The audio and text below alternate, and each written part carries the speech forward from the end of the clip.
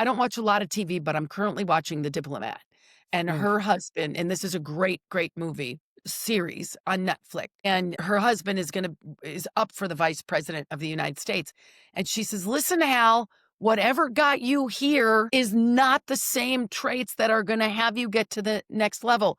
You're cutting people off, you're going behind people's back, all that conniving, like, while it worked for a while, it's not gonna work." And what yep, happens in companies, and including mine, is what had me be so successful in recruiting, like that killer instinct like Hal does from The Diplomat, was not going to work in running a business. People weren't gonna always be putting the ball in the hoop or the ace in the hole. People are gonna make mistakes. I had been a top producer for as long as I can remember, so I knew how to do the job like the back of my hand, but new people coming in were struggling. And so I had to get better myself. And then when I started working with all these organizations, these CEOs and these CFOs and these COOs and the vice presidents and senior vice presidents, what I started seeing is the human system of the leadership team had certain behaviors that made them strong and certain behaviors that made them really weak mhm, and actually self-sabotage.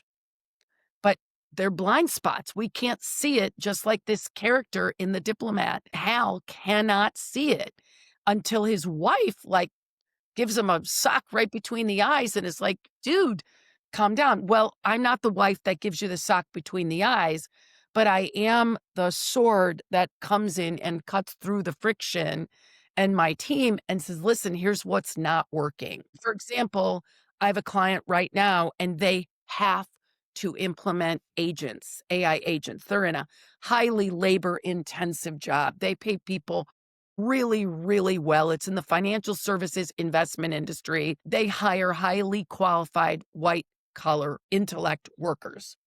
The mhm, problem is 50% of their time is processing low level work.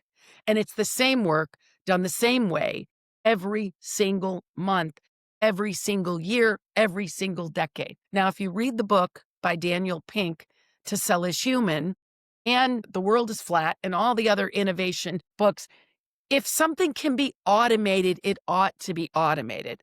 But like with this client, they're so people minded, they're so culture minded,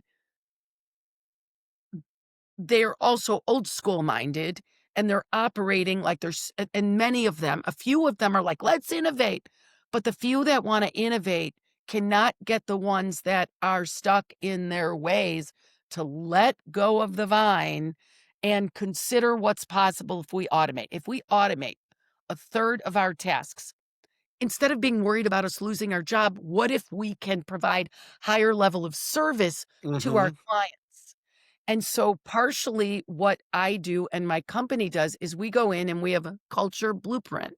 And it's a very specific set of processes, retreats, 3-day retreats, not unlike Jack Canfield's work, mm, because he was one of my OG teachers.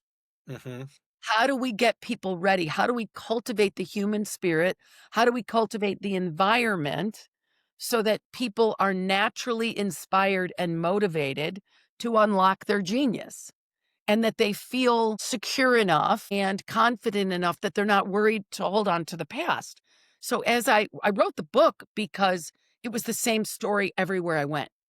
It was the exact same story everywhere I went. And what was taking these companies 5, 8, 9 years to move something over the finish line, they were cutting that time in half when they greased the wheels of the human system, when they cultivated the environment to liberate the human system, for people to feel like they had autonomy, agency, and authority in how to make things better. That's a long answer to that question.